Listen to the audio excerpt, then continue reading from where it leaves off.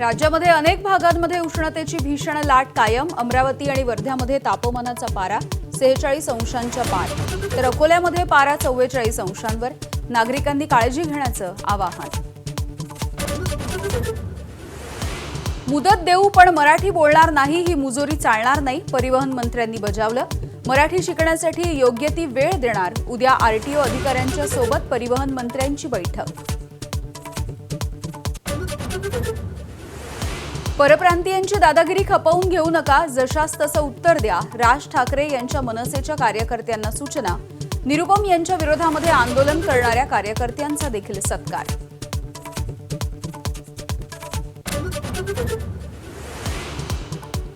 विधान परिषदेसाठी शिवसेनेमध्ये इच्छुकांची गर्दी। नीलम गोऱ्हे आणि बच्चू कडू यांच्या नावाला मंत्री आणि नेत्यांचा विरोध। राज्यसभेप्रमाणे नवीन चेहऱ्याला संधी देण्याचा अनेकांचा सूर।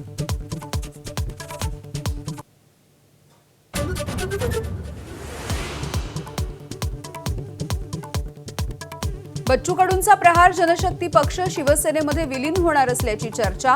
प्रहारचं विलीनीकरण करून शिवसेना कडूंना विधान परिषदेची उमेदवारी देणार असल्याची चर्चा।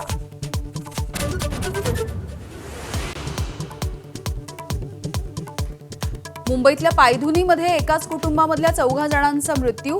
बिर्याणीनंतर कलिंगड खाल्ल्यामुळे झालं फूड पॉयझनिंग। मृत्यूपूर्वी एकानं पोलिसांना दिला जबाब, पण पोलिसांना शवविच्छेदन अहवालाची प्रतीक्षा। नाशिकच्या मेडिकल कॉलेजमध्ये लिफ्ट कोसळून महिला कर्मचारी गंभीररीत्या जखमी। घटनास्थळी मुलाची धाव, परिस्थिती पाहून आक्रोश।